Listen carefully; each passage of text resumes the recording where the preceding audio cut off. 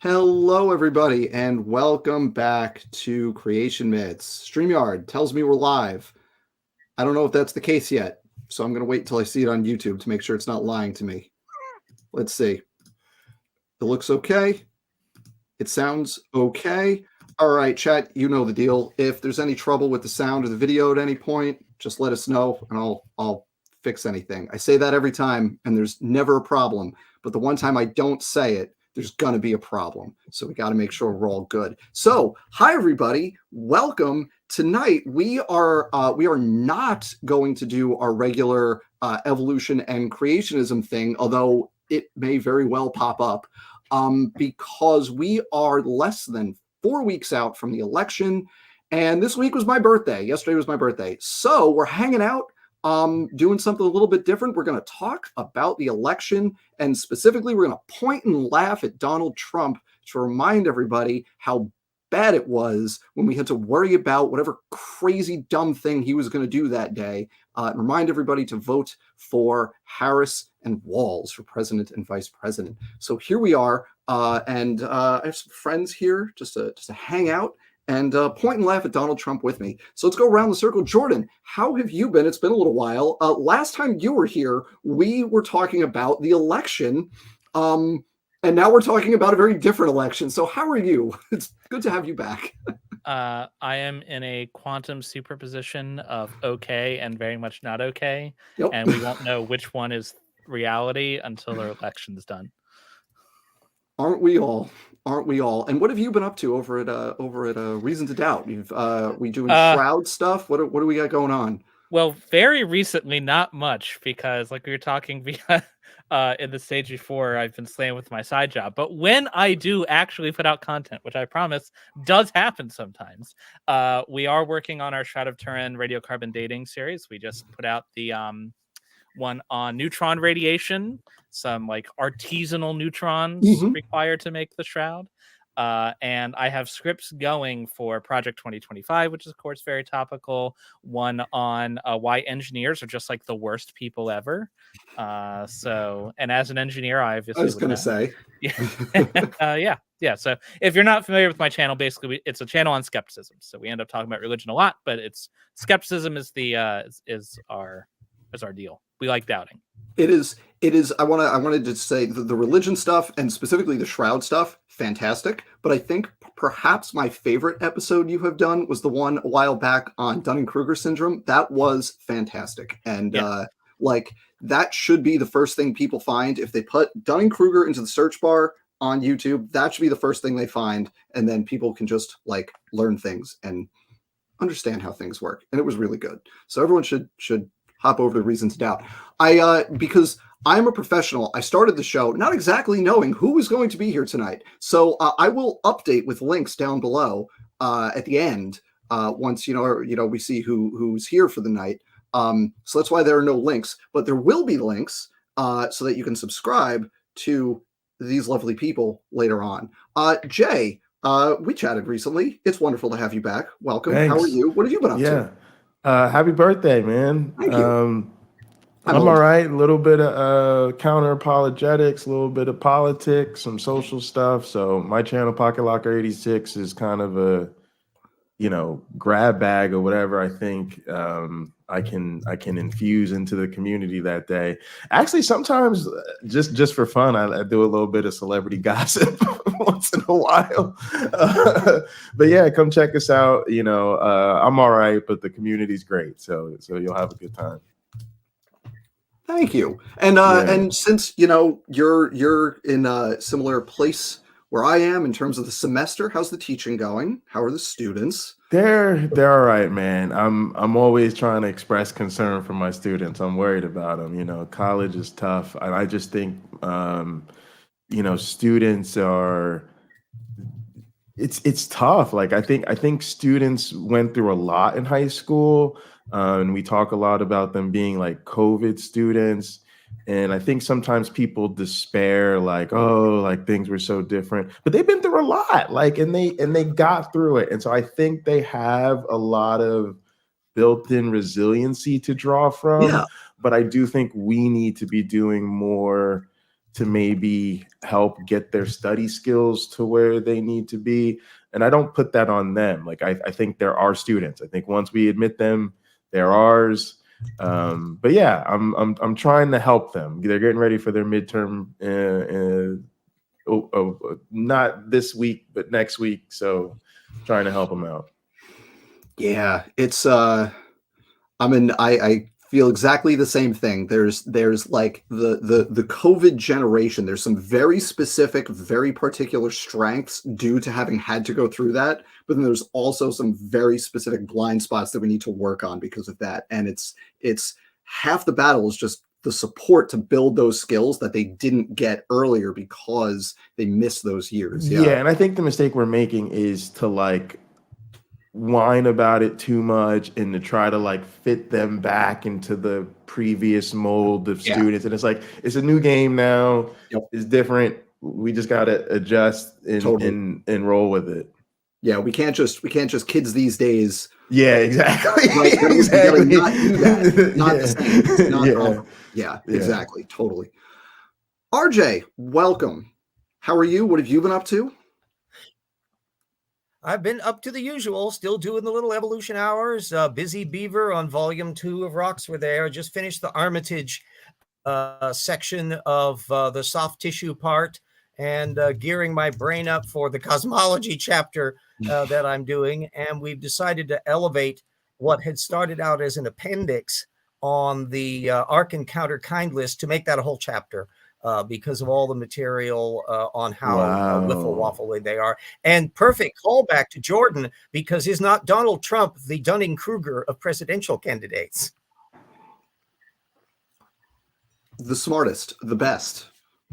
Yeah, Would it he be knows cool- everything about would it be everything cool- except stuff that's embarrassing. Suddenly he doesn't know anything about it. Would it be cruel in an evolution class to assign students to write a term paper on what is a kind and just God, have them wade their way through it? Figure that here's a problem. You get an interesting demographic shift, because the average McExpert on the internet thinks of a kind as a species. Never mind what goes on up at ICR and AIG and all the rest. Whereas all the professional, air quotes, professional creationists have abandoned that a long time ago, and they're all up at the family level, except for human beings that have to be kept at the other level. And I love Erica's stuff that she's done on pointing out the weird inconsistencies of all that dimensionality to it. But the funky part is that only young Earth creationists ever think about this. There is zero example of any intelligent design or old Earth creationist ever doing any systematics. None that I know of in the entire literature. That's like a diagnostic detail. Yeah. Because why would you if you don't have to? It's an unsolvable problem for them. So like, yeah, they just don't want to think about it. So Gunter Beckley is like a fog bank on this. But young Earth creationists have to, because they have the creation week and the flood bottleneck, and they can't avoid it theologically. So I guess if you're old Earth or theistic evolution, then you can accept taxonomy to some extent to go with it. Yeah, not really. Oddly, if you look at as Dan is surely aware with Casey Luskin, what a fog bank he is on these kinds of issues. He's been that way for years on this point. They will bring up creationist, or rather a technical literature that shows some dispute in the systematics, but they will never venture an opinion as to what the hell they think happened. We're going to have Jackson had done some spectacular material on Gunter Beckley and all of the evasions on the Cambrian and Precambrian systematics, and I put in my bit. It's just astonishing how you have no idea what the hell they think is going on in terms of what organisms are related to what for like hundreds of millions of years. And they have no model that they can apply to it. It's absolutely astonishing. No curiosity at all. None. So tonight, we what I want to do here is remind everybody about getting a little roboting from your end, which may be my end. Was it okay? Was it okay? Yeah, you're probably okay. It's probably all right. Probably RJ. Sorry, RJ. It's always RJ's internet is always hit or miss. Sorry, RJ. So I have got a more I have a better connection. It's actually a coaxial thing to connect up to my Nice. router and stuff. But I've always feel that it's like the pall of doom whenever I try to get on StreamYard. So if I suddenly disappear, don't be surprised. That's just the gods saying, no, you can't do that. So I want to remind everybody here, we have an election coming up in. Actually, I shouldn't say it that way. We are currently in the middle of an election. We are in the middle of the election. That ends in less than 4 weeks. The final day to vote is in less than 4 weeks.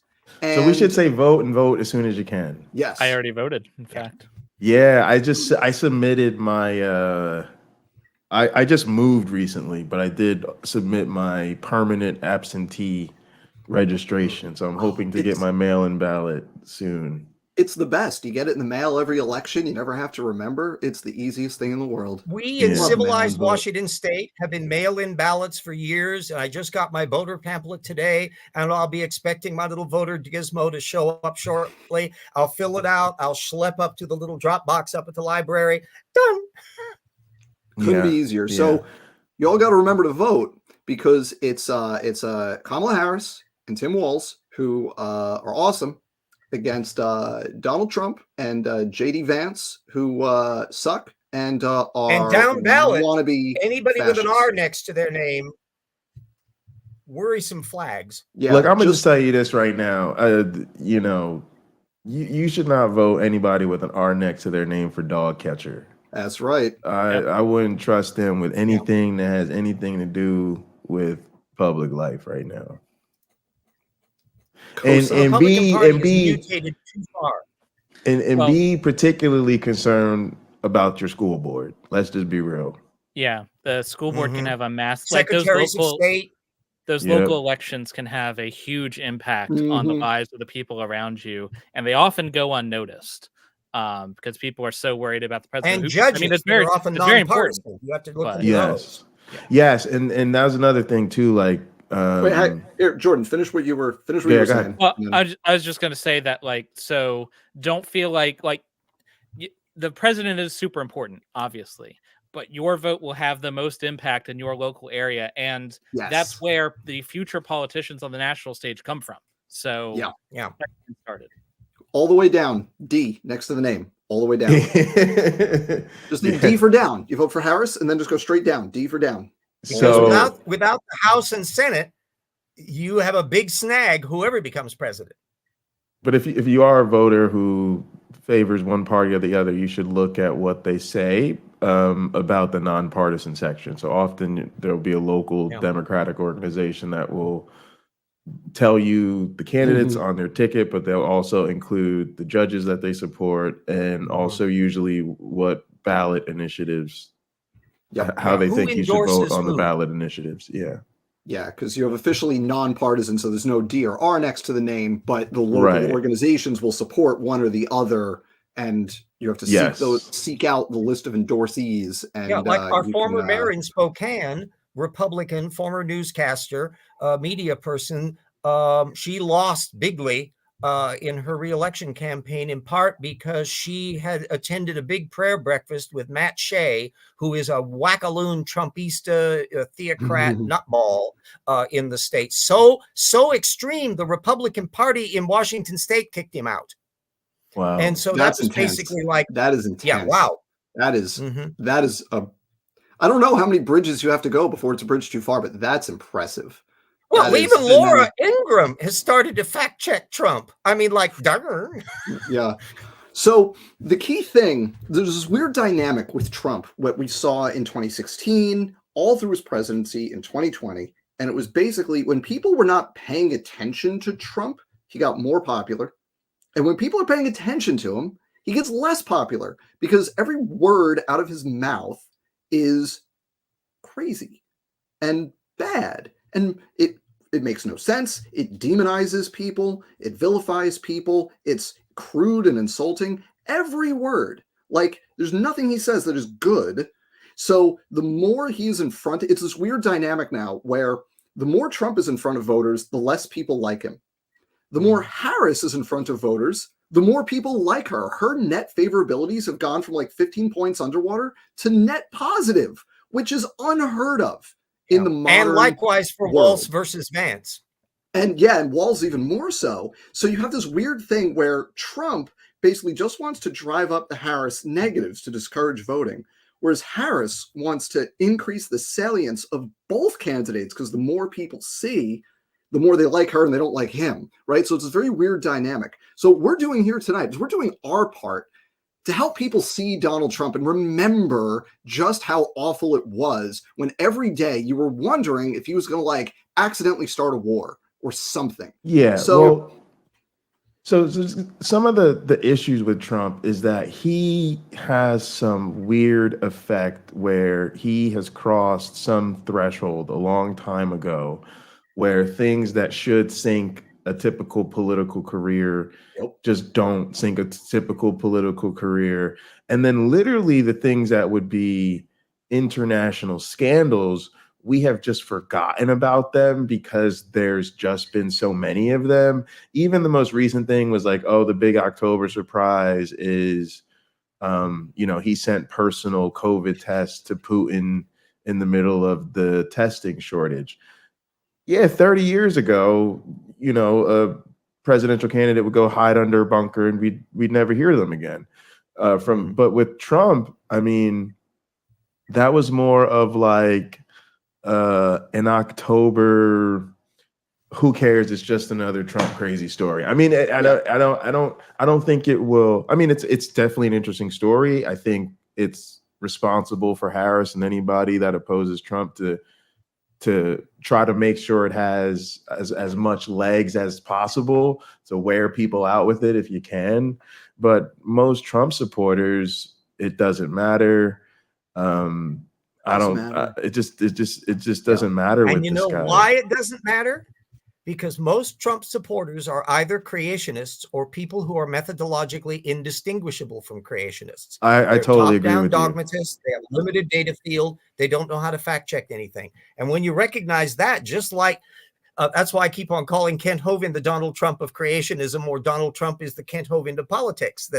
That's literally the dynamics of what's going on in their heads. It just bounces off the mind shell. So what I want to do here is just kind of go around and see what all y'all's favorite stupid, crazy things Trump said or did or whatever at any point that people may have forgotten. And I'm going to go first because there's a hurricane right now hitting Florida. For those of you who don't know, Hurricane Milton is currently making landfall. I believe is a Category 4, but it may have just fallen down to a 3 right before landfall. But it was somewhere in there. So you know what's coming. A few years back, there was a hurricane that was going to hit Florida from the Atlantic side and then kind of go across Florida, across the Gulf, and then impact the Gulf Coast.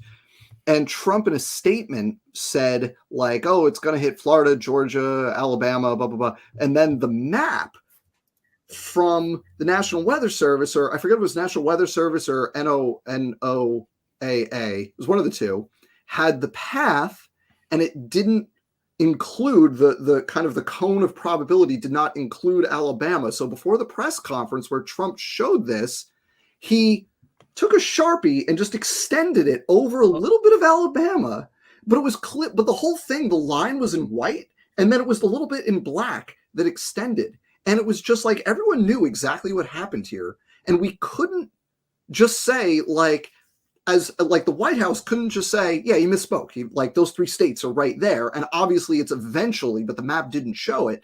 We had to edit the map with a Sharpie to make it look like he was correct in what he said.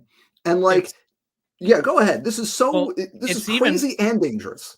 It's almost even worse than that because he made the statement. So these weren't all one event. He made the statement. Right. It kind of like during an interview and people are like, hey, that's not correct. It's not Alabama. And rather than saying, I misspoke, it's Gulf countries, whatever, he said, no, it is Alabama. It's Alabama. And he doubled and tripled down over the course of like a week, and then had the press conference where they what's even worse is and this is a perpetual thing with Trump, is it's not just that he's an idiot or refuses to acknowledge when he's wrong. He's also incompetent, because a week is plenty of time to make a new fake map.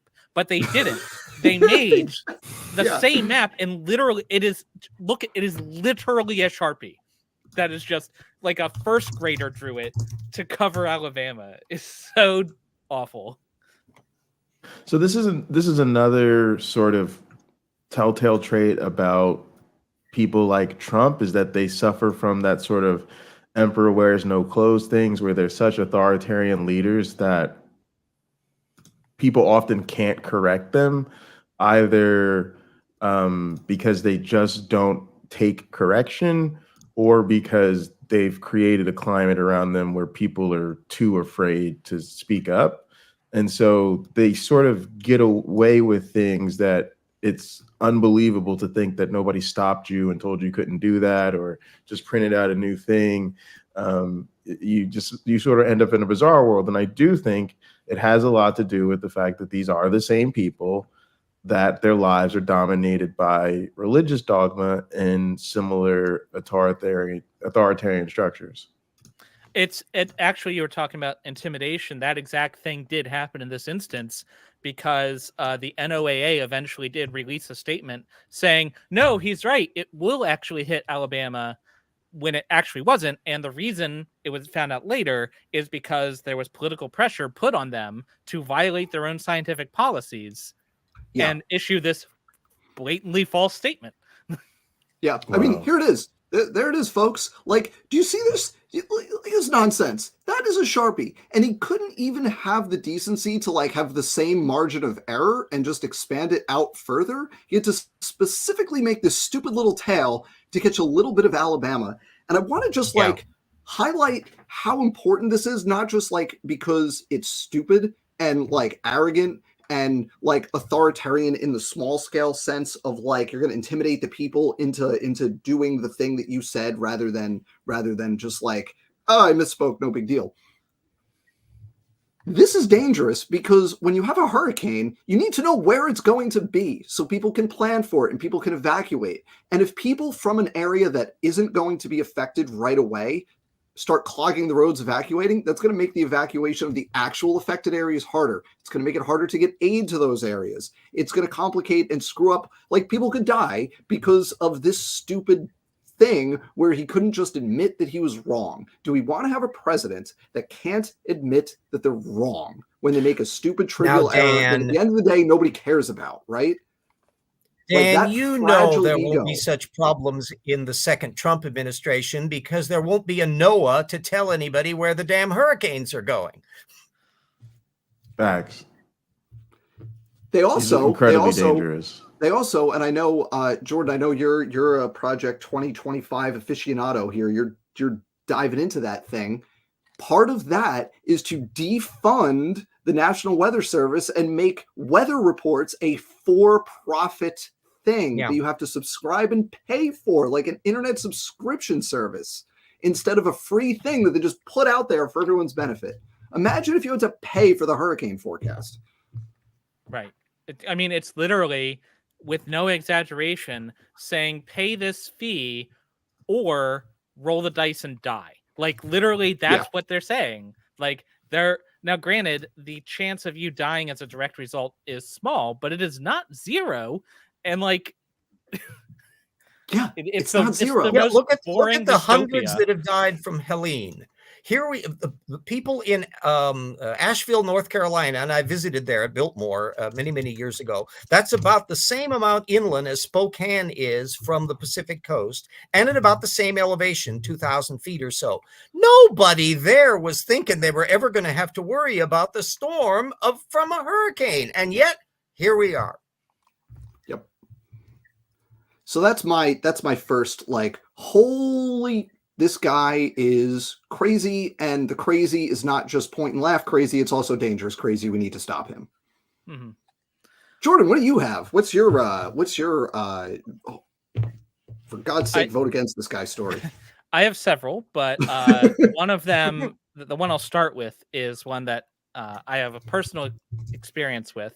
So you may recall some years ago, there was a Unite the Right rally in Charlottesville. And at the time that this rally occurred, I was in the military, and my unit was out of Charlottesville. So we were activated to support the local police in dealing with this rally. You might also recall that at some point after the fact, after someone had died, the guy in the car had run over some protesters, Trump was asked about his response, asked to condemn the fascists who were putting on this rally. And he said, oh, well, there's fine people on both sides. Now, if you go to Snopes or something, you'll see, oh, well, he was talking about people who were there for other reasons. But here's the thing. There was no other reason because this was a Nazi rally. And I don't say this in a hyperbolic way. I, as a member of the response, was given briefings from the police. Hey.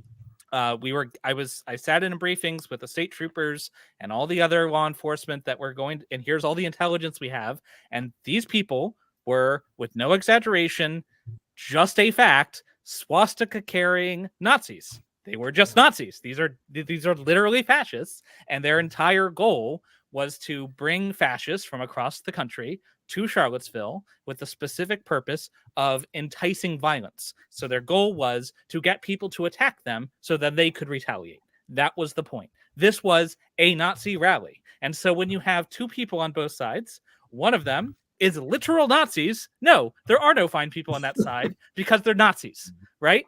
Right. And so, like, I was in Charlottesville with a rifle in my hands and magazines full of ammo, wondering if I'm going to shoot an American today, while Trump is saying, oh, yeah, the guys who are behind this, they're actually they're okay. Like, they're cool guys. And the thing is, I know Trump knew this because I got the briefing. I'm just some nobody soldier. He definitely is given all of the same information. But to Trump, what makes someone good is whether they support him. And these people supported him. Therefore, they are good.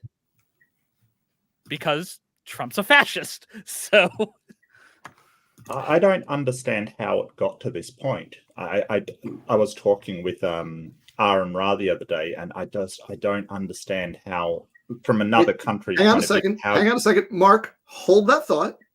Sorry, welcome. My apologies. Hi. First of all, welcome. Hey. Hi. Two things real quick. One, thank you. That was very generous. I appreciate that. Thank you. Oh, my pleasure. Yeah. Thank you. That was very nice of you. I appreciate it. Second, tell everybody, hi, Mark, you have an interesting channel on YouTube where you do fun, interesting things. Tell everybody what you do and what you've been up to.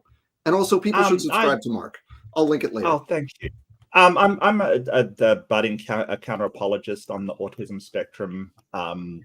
Have ADHD, so my weird trip through YouTube has been fascinating and filled with debates and just random. I don't know. I am currently arguing with tons of people on the internet, apparently. So it's a lot of fun and games, and I do interviews and things like that, just to so it's not all just arguments and stuff. I've interviewed Dr. Dan. I've interviewed Jay. It's been a ride and a trip. But I'm sorry I'm late. I actually had a dentist appointment at the same time, so this is much better than that. I would rather be here, quite frankly. But that was fine, so it's all good. Well, thank you for having me on, and welcome. I'm thrilled you're here. And as I said when I emailed you, we are pointing and laughing at Donald Trump tonight. That is our for tonight. That is our collective purpose in life: is to point and laugh at Donald Trump, with the goal of helping elect Kamala Harris president. That's what we're doing. Yeah, it's strange watching. I have to say it is a great relief to be watching from the sidelines because I'm Australian. I'm not in America. So it's kind I'm so jealous. Well, you know what I mean? Like, it's kind of like, I feel this weight off because it's not. I mean, we've got our own idiots to deal with, but nothing on that scale. And right. Yeah, no, absolutely. And but I can only feel for those people in it. I can't imagine what they're going through. You're sort of maybe a civil liberties person or somebody with some kind of social justice perspective, and here's a guy who is the antithesis of everything we hold up in a democracy to be valid and the way forward. It's just insane. I don't understand. If somebody like that arose in Australia today, their political career would just end instantly. If any one of the things that he said, their political career would be over in a heartbeat. I don't understand. There's so many things, but like RJ said earlier, there's a reason these are the same people that are creationist. And I don't think it's coincidence at all that we have just cultivated generations with magical thinking and ignoring and denying the evidence that's in your favor. Sorry, ignoring the evidence in their face in favor of, you know, a narrative that you prefer. And another big part of the problem is, right along with that permissiveness has been the ability to overlook hate, bigotry, crime, all of that if someone promises to give you something you want or power. So for generations, Republicans have ignored, oh, they want to take away a woman's right to vote. Oh, they want to alienate Black voters. Oh, you know, all of these things have been going on for generations, and people have said, but I'm concerned about the border.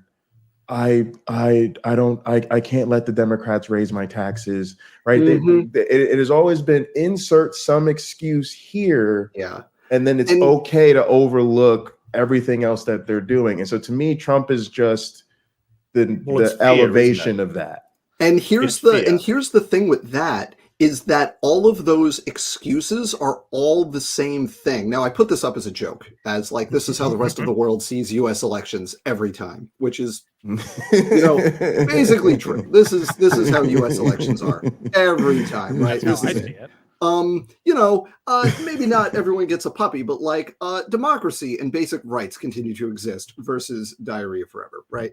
Right. So that's facetious, but Jay, to your point, you're exactly right. And like the thing is, all of that stuff is the same. Of like, it's this is the but except for this, and now it's but except for that, and we know that all of those things are just an excuse for racism, and mostly anti-Black racism. How do we know that? Because they've said it out loud in interviews. They've told us this going back decades, right? The for anyone who isn't familiar with this, you should look up Lee Atwater, who was a political strategist for the Republican Party 70s and 80s.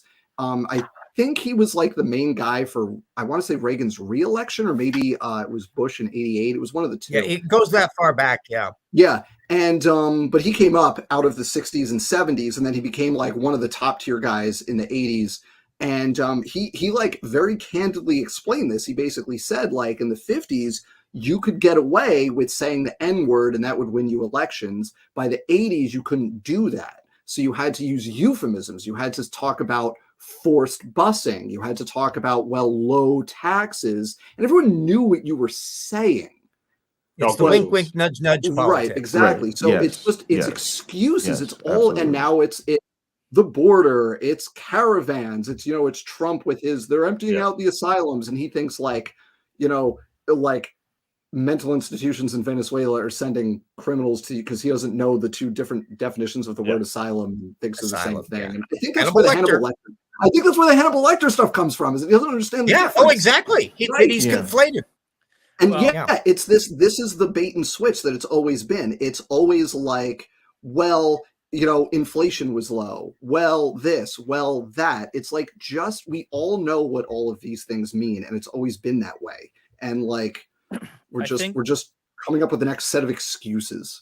What people really need to internalize is that what Trump, especially since 2016, exactly.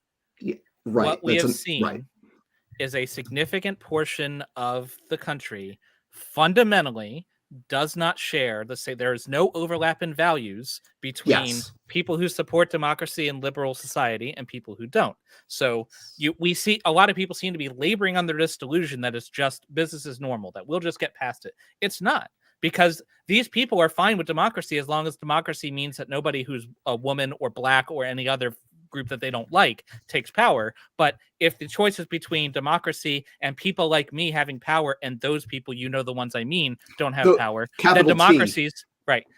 Then democracy is a thing that needs to go. And that's why people need to stop treating this. I say all this to say this. This is not a game.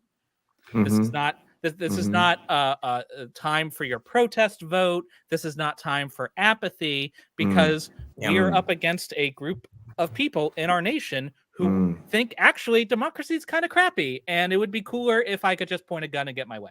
Like, that's what we're up against. Yep. So maybe stop messing around, you know? Yeah, no, I agree. And that's the other thing I think is, I hate to say this, but we have to stop having the polite conversations with these people. They are voting for a convicted sexual assaulter who is a felon, who led an insurrection, who wanted to keep people on the boat because he liked the COVID numbers the way they were. I mean, like, I don't understand why I should have a polite conversation with someone who wants to support a monster. And then, of course, they're so aggrieved that they're not invited to the cookout. People don't want to be their friends. Cancel culture. Let them cry till the cows come home. They're terrible people. And I think I think a certain amount of ostracization, social isolation is appropriate. You've become part of the parasite on our society. It's at some point up to the rest of us to return the appropriate feedback rather than coddling you. Maybe if I could get you to read a different news source, maybe if we could just have a reasoned conversation. These people are beyond that. They've heard the stories. They know who this man is. They don't care. They just want power. But Jay, they're eating the dogs and cats. Yeah, and I don't think any of them even believe that. I don't think they believe that. I think that they just believe, but they believe that that's the narrative they now have to stick to. Vance explicitly said that. Yeah, he said the quiet part loud when we said, if we have to make up stories to get people to talk about what we want, we're going to do it. And that's the thing. There was this thing years and years ago at this point, early in the Trump thing, somebody wrote one of the most, I think, insightful things about understanding this whole thing. And the title was something along the lines of, Trump isn't a liar, he's a bullshitter. And the point is, a liar wants you to believe the thing. For a bullshitter, it's beyond the point, right? Whether it's true or not, whether you believe it or not, that's beyond the point. It's just the thing I need to say now that we can all pretend is what we're talking about. Yeah, it's why I think J.D. Vance has sex with couches. And I'm not sure that his first girlfriend was his cousin, but I'm not positive that it wasn't. Who's to say? And we're just asking questions. You know what? Who's to say?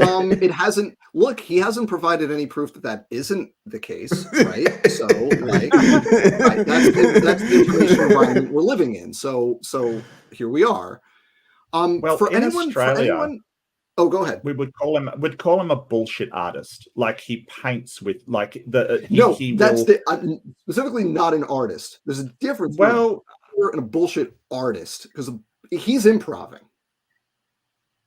He doesn't have a plan. I think he just improv is still a form of art, quite frankly. I think that he sort of weaves this tapestry that always benefits him. I just see it as I guess it may have a very specific connotation, but a bullshit artist who creates nothing but bullshit. We're gonna have to swear jar they do. This one, I guess. Yeah, that's cool.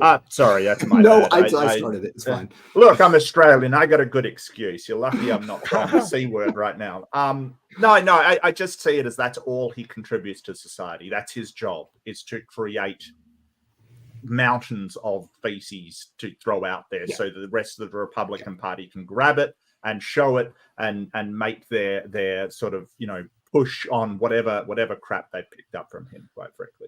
Well, sorry, Jacob. Oh, wait. So I want to go to RJ and then I want to go to Jay, because we did Jordan's. We were just talking about Charlottesville and then this went. So Okay. I want to go over to Jay and get your. Do we do Jay? Or do we? No, we haven't done Jay. No. So Jay, you're up next. But I want to hear what RJ's going to say. Then Jay, I want to hear your. I think you just wait, because I'm going to pull all of the pieces together. So let Jay give his insights first. So I think Well, that there's just so many. So much, man. But I think one that, you know, people forget that this guy wrote C, had his people write C on the application of colored people and like circle them so that he could discriminate against black people in his housing practices. And I mean that we're talking like, I don't know, was it 70s and 80s? I mean, this isn't like eons ago. This is Donald Trump as a grown adult, as the, you know, the president of a real estate company, overseeing just one of the most blatant housing discrimination schemes imaginable, quite frankly. And then I think, of course, it's crazy, but just the amount of credible sex crimes that the man has committed. I mean, the thing is, like, when he said the thing, when you're a star, they just let you do what you want. You can grab them by the P word. We would have been horrified if Mick Jagger said that. But now that we know there's this catalog that looks like the bookshelf behind RJ, full of credible accusations. Those are CDs. Yeah, that's what Trump's record looks like at this point. And still people are making excuses for it as though, again, it's I don't even think I can have a conversation with somebody who wants to put a person like that in power. And then it's very pathetic, and it seems to have gone away, and maybe it's just too obvious, but I think January 6th was just one of the worst days in this country's history. And I think we're finding out more and more all the time about not just Trump being derelict of duty, but the fact that he actively planned and orchestrated this. And that orchestration went down to the level of the local churches, right? Who were the useful idiots who organized bus trips for this. And the fact that, of course, Christians never seem to have righteous indignation when they are openly played. Yeah, and that's so a great point. It's just amazing that those people were caught up in that, being exploited for power. Yes, and they're going right back to the ballot box to vote for him again. It has nothing to do with Christianity. It all has to do with power. So it's not about Christianity, the religion. It's about Christianity, the culture. I want to recognize a book. I want to call out a book here that is a fantastic book for understanding this. It's called The Power Worshippers by Catherine Stewart. Is a great book on that exact point. Stuff. Yeah, The Power Worshippers, about basically the rise of right-wing reactionary Christianity in the second half of the 20th century as a political force. And you can draw a straight line from basically the transition from the fight against desegregation in the 50s and 60s and 70s. You can draw a straight line from that to the anti-abortion movement, straight through the 90s to Trump, Pat Buchanan, and the nativist stuff in the 90s. Like, that is a straight line to where we are today. It's, again, that book is The Power Worshippers by Catherine Stewart. I just bought it. It's $3 on Kindle. Can't pass that up. That book is one of the books that like really ties this stuff together. And I also want to point this out because, you know what, we kind of sweep under the rug that Donald Trump is, I think the technically correct term is an adjudicated rapist, because it was a civil trial, not a criminal trial. So Donald Trump is an adjudicated rapist, and I think we kind of sweep this under the rug. But this comment from Katina, I'm not sure how you pronounce your name, I apologize, reminding us of the Miss America walkthrough inspections. That was the Miss Teen USA. These are underage people. These are children. And he said, he bragged about barging into the locker room while they're changing. Okay. But again, it's these things that can't be taken in isolation, because if he were a legitimate man of God, married to one woman his whole life, never suspected of anything. I don't think he's religious in the slightest. No, I don't either. But I'm just saying, if he No. was all of that, and even if the young lady said, "Oh, he was always appropriate, and we really felt safe with Donald, and we trusted him, and we heard the story about him going into that locker room and stuff like that," we would be like, "That's weird. That's creepy. That's way too much. That's way too far." No, we have to bring in the fact that this is grab him by the P word, Donald Trump. This is dozens of credible sexual assault allegations, Donald Trump. This is adjudicated sex offender, Donald Trump. Okay, so you have to throw all that back in it and now think about that, and add to the fact that he was the producer or the organizer, so he was in a position of power.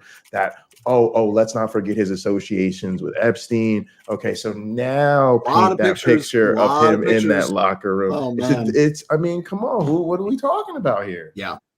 There's a lot of pictures. There's the very famous series of pictures where it's Trump and Epstein, and there's it's kind of a meme at this point of will Trump says he'll release the so-called like Epstein files or whatever, right? And we'll get that. No, he won't. Do you know when we're getting the Epstein files? Yeah. When we get his healthcare plan. Yeah, right. Same day. Yeah. And you know when that is? That's during infrastructure week. Yes, exactly. He promised to release his tax information multiple times. Yeah, we're gonna get the taxes. It's all coming. Yeah. He's working on a big surprise. Yes. Yeah, it's next January after the inauguration. It's going to be infrastructure. That explains the delay. The Epstein files is all going to be all at one time. Yeah. Yeah. All this stuff. Yeah. Man, this is. All right, so Mark, I think you're up. What's your so much? What sticks out from Australia that people have forgotten about with Trump?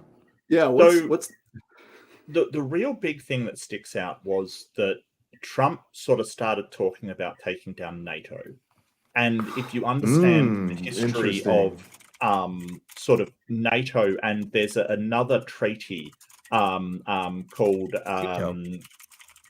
No, it's ANZUS, right? It's Australia, New Zealand, US. Yeah, right. So I do want to take just a moment to explain Australians' feelings towards America. That we joke around a lot, we make fun of them, but we make fun of everybody, including ourselves most of all. So there's very, very, it can be seen as Australians don't like. That's not true. Australia was basically in World War II being attacked by the Japanese. They actually took Darwin, which is our northernmost city. They took Darwin. I know. Yeah, they took Darwin. So we're very aware that we asked England for help, and England has its own problems, right? And the country that came to our aid in the Pacific was America. And Australians haven't forgotten that. Okay, it isn't something we go, okay, well, America's just this ally of convenience. No, they saved our ass, right? Nobody has forgotten that, right? So our alliance with America is incredibly strong because they came to our aid in the darkest time in our history, and we absolutely appreciate it. They didn't have to. So when Trump starts talking about, well, allies don't matter, when we've probably erroneously, but we followed America into Vietnam, we followed America into Iraq and things like that, and there is sort of a bit of a pushback in the country at the moment about following America into these wars. There's a lot of contention about it, because while Australia would defend America if it's ever attacked, I don't think those wars counted, quite frankly, as America being attacked. So but he's talking about taking down sort of treaties, and there was a treaty on steel that Obama agreed to that Trump was going to dismantle. Basically, America was going back on its word, right? So basically treating an ally like, we don't owe you anything. And Australia's done a ton for America in the past, like, provided resources. You've got bases in Australia, on Australian soil. Now, think about that. Like if a country has, say, a base on American soil, that's a big thing to allow somebody to have bases on your soil. That's a lot of trust, right? Because that's like, hi, come on in, Mr. Wolf, into the chicken coop. I'm sure this will be fine, right? Like that's a big risk. Yeah, and it's called Pine Gap. It's actually an intelligence-based kind of thing. But you know, our history with America, we absolutely trust America to be our ally, and you know that trust is very strong. You know, support America through thick and thin because they supported us in a really bad place. So, but Trump starts talking about how nobody else matters but America, and all of America's allies go, "What the fuck?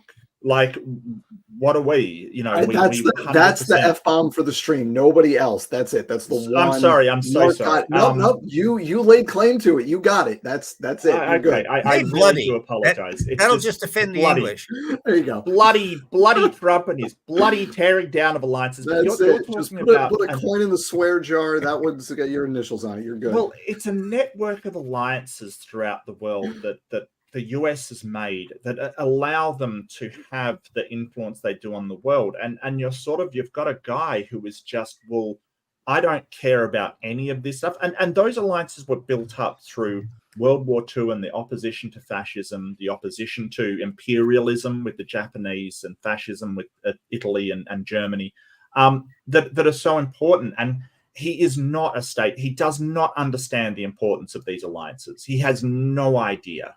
No, his understanding of NATO is, we got NATO to pay us money. And that's not the case at all. All they did was expand their own military, like the countries in Europe. Right, the percentage of spending, yeah. Right. The percentage of spending. Like, Mark, I don't even know if you know this, but like somebody had to explain to him why we fought on the side we did during World War II.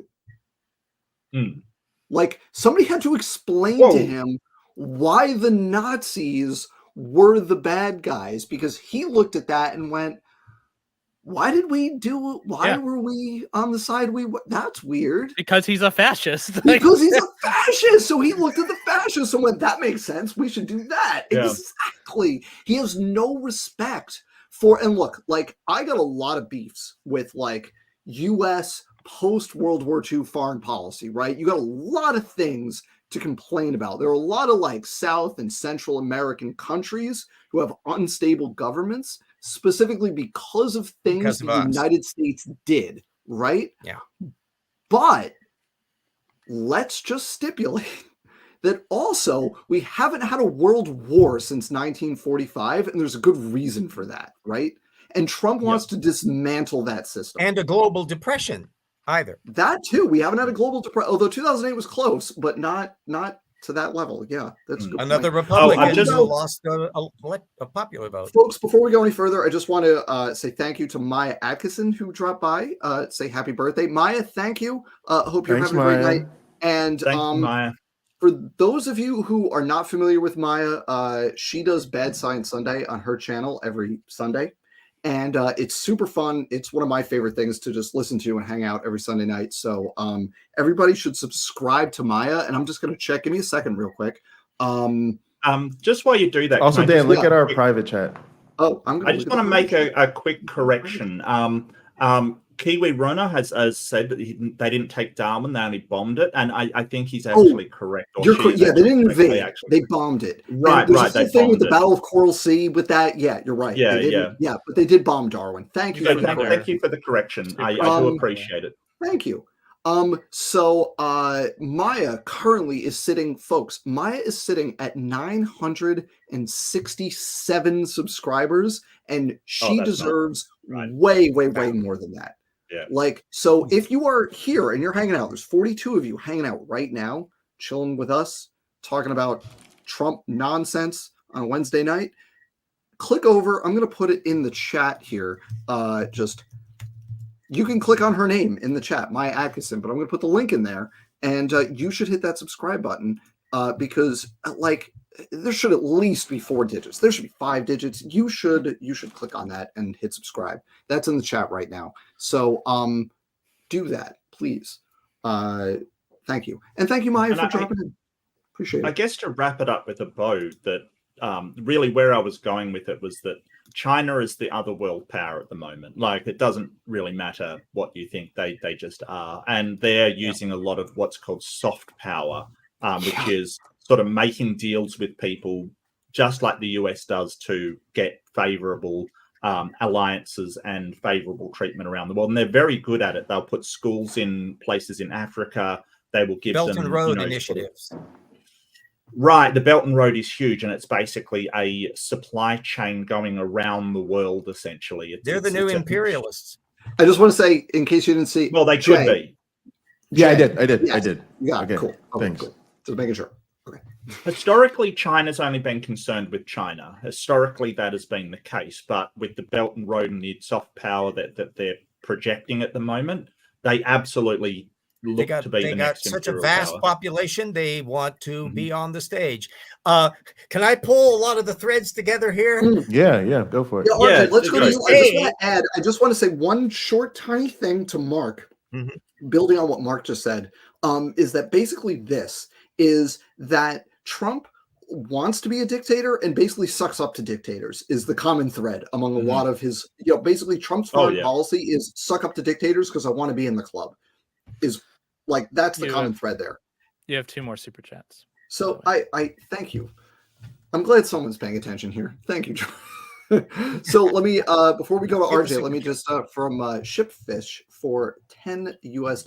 Thank you all for what you do. I already voted. Floridians, remember to vote yes on 4. Yes, because Florida, like Arizona and several other states, has an abortion amendment, and in red states where they have amendments to enshrine the right to bodily autonomy in their state constitution, the Republican-controlled election boards and secretaries of state and such that set up the wording for those amendments have made it as hard as possible to understand which side is which. So it is critical that you look up those amendments and see which choice has been endorsed by the pro-having rights organizations in your respective states. So at the very least, I know Florida has such an amendment on the ballot this year, and Arizona does. And those are not the only states, but of the big swing states, I think those are the ones. Tyranny by obfuscation.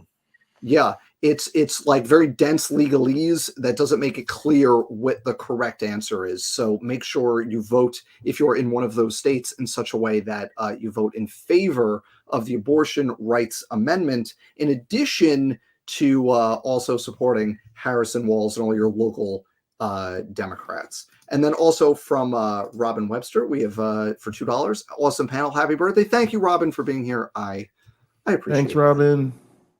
Thanks, RJ, Robin. What's your fondest or most vomit-inducing memory from I want to pull all the pieces together here because I too have had a birthday last month. I turned 72, so I am the old fart here. Happy birthday. Happy birthday. And I want to explain to Mark how the Republican Party got to be the way it is. I want to connect up with Project 2025 so Jordan can suddenly go, and also bring in the whole bit about why Trump behaves the way he does. I just want to remind you that I have to teach a class tomorrow at 3:50 p.m. and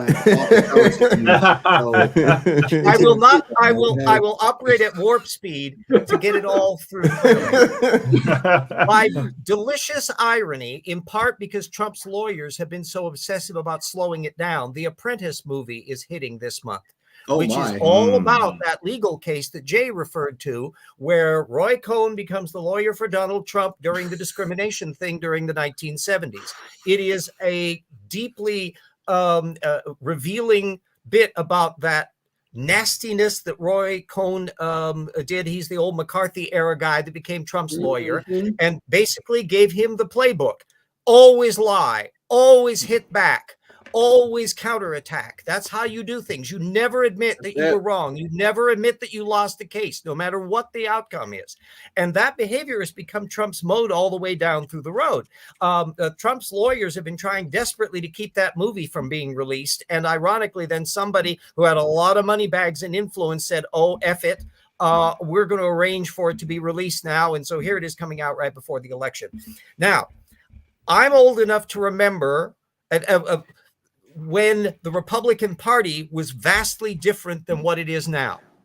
I'm an old Reagan era person, and even before, I'm from Eisenhower times when I was just growing up. The Republican Party had a broad spread that ran from liberals down to conservatives with a general business trend. Liberal Republicans, not slightly more moderate Republicans, full out liberal Republicans. And then the Democrats also had a huge spread.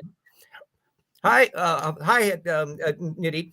A huge spread as well, from very progressive liberals all the way down to George Wallace extremist segregationist Democrats. So you got a big spread. In my lifetime, the Republican Party has imploded into, first of all, a highly culture camp, hyper-conservative, pro-creationist, anti-climate, anti-gay rights, anti-marriage, gay marriage, a whole bunch of little things. Basically, the ideology of Jerry Falwell. And that came about in part because of a whole network of background people. Your Project 2025 that Jordan is well aware of is just the tip of the iceberg. We're having a conference in Spokane later on this month. Andrew Seidel is coming in. It's all about Christian nationalism and how to combat it here in Spokane, a couple days conference. And I have assembled for that a little handout on the Christian Nationalist Spotters Guide, which identifies some of like a couple hundred of the big players in this area and how it connects up with Project 2025 and the Trump administration and farther out into the Council for National Policy. How many have heard of that little mother? Andrew Seidel, I'm sure, definitely has, but it's the network that connects up Rousas Rushdoony, Steve Bannon is a member, Kellyanne Conway, Ginny Thomas, the wife of the Supreme Court Justice, is a member of the CNP. It's this vast, Andrew Seidel will be aware of an awful lot of this stuff. He's written material on it, but hopefully I'm pulling it together in a like, holy shit, these people are all like buddies, and they've been working for decades to take over the Republican Party at the grassroots level, to try to take over the judicial system, and because whoever makes the laws can govern things. And they have been all too frighteningly successful. Yup. Succeeded on both counts. I was just, because I'm a nerd, listening to a podcast of the implications of the recent the overturning of the Chevron doctrine by the Supreme Court, which basically, as the newest Supreme Court justice, Brown said during oral arguments, this doesn't empower the legislature, because the legislature is never going to have the bandwidth to take on the responsibilities of the administrative state. This simply empowers the unelected federal judiciary to make those decisions. They're already getting ready to walk back their own decision in a recent gun rights case that was just argued this past week. And oh my goodness, RJ, you're spot on. And a lot of what RJ just said, everybody, is in that book I just referenced a while back. The power. Would it surprise you to know that the Council for National Policy often had as its president Tony Perkins, the young Earth creationist from the Family Research Council? Let me tell you how much that doesn't surprise me even a little bit. Not even a little bit. So, before we go any further, I want to welcome Nitty to the stream. Nitty, welcome. I have not shared a stream with you, but I know of you, and I've seen you in places. So welcome. It's a pleasure to have you. Thank you so much. Tell us about what you're up to and what you're doing lately. Well, happy birthday, first and foremost. I feel double honored to, one, share the panel with you guys, and two, to be here for your birthday. Hopefully I'm a special surprise birthday present. This is great. This is So yeah, I'm Nitty. Hi, I've been in the atheosphere of YouTube, that I like to say that we are, for a couple of years now. I've recently restarted my channel, and the primary focus of it now is conversations that I have on Ohio State University campus, getting students to talk about what they believe and why, and it's typically Christians. I go there with a sign to a restaurant there that says, "Believe in God, let's chat," or "It's best to be an atheist, let's chat." And students and campus ministries will come up to me. I try to record the conversations, and then you can kind of get the back and forth that we have about, you know, what they think, what they believe, what they've been doing with their belief, how they came to believe, what would change their mind. And I love it. Yeah, so that's what I do. There's about 7 episodes, I think, up, and I'm trying to, you know, keep the audio quality improving each time. Got a second microphone, so that's fun. Yeah, And when then- you're recording in an open air thing like that, it's always going to No, take Nitty's yeah. Nitty's great, and Nitty's been doing this. Nitty's been doing this for a while, just on his own, like off air. But it's great to share it with us because in this space, especially dealing with apologists and their supplicants, everybody is so deep in the weeds, and it gets very toxic. And for lack of a better way to put it, Nitty has conversations with normal people. There you go. And it's just, That's right. it's kind of like a reset. Like, oh, this is where There's a real world everyday out there. I Christians know. start when they're having these conversations. I totally Yeah. forgot what it was like to deal with the start of this conversation. Is It the was tactic recently- you use sort of straight epistemology? Is that what you're going for in sort of the conversations, or is it more sort of debate kind of style? No, I definitely don't debate. I do. I allow for a more open discussion. It's not always like, hey, I want to dig into, you know, why you believe X doctrine, or, you know, here's the science against, you know, the thing you just said. I try not to do that.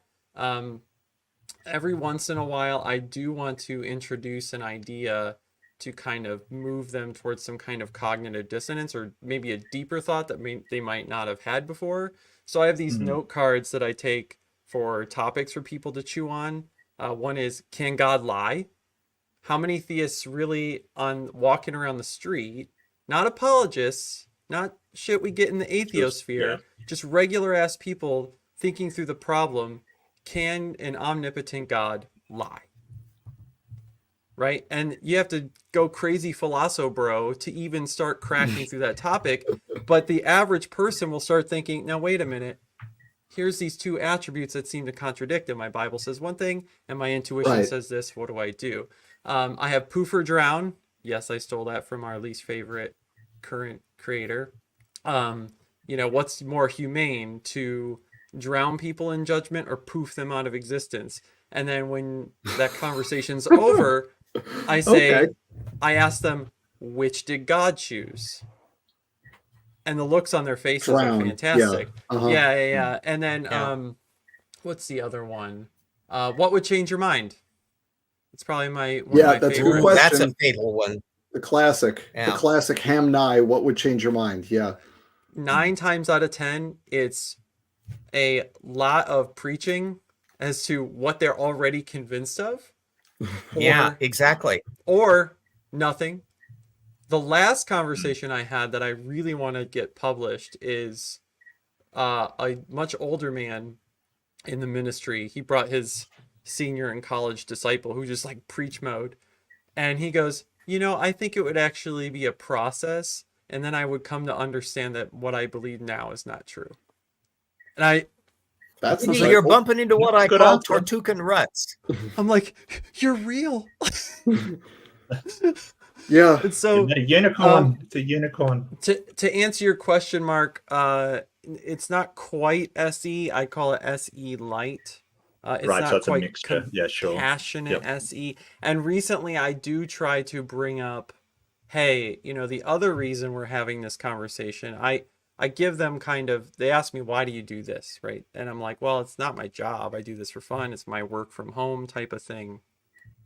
And I tell them, look, we're in a polarized culture, duh. And I want you to have conversations with people you disagree with. And here is what it can be like. And, you know, let's humanize atheists. Your pastor says one thing about me, and I want you to see that that's not true. Right? I don't hate God, don't want to eat babies or cats. Like, I don't want to go nuts, right? And then the last thing is, I want you to think about these things and see that someone on the other side wants to work with you, right? So that's what I tell them. And then I try to like work in, you know, thinking about the doctrine and how that's contributing to their political stances. I did get a Catholic guy who's totally Harris, and that was awesome. He's just like, I'm going Harris because the Democratic Party to me has more compassionate and thoughtful things for people than the Republican Party does, right? Yeah. They want to get rid of, you know,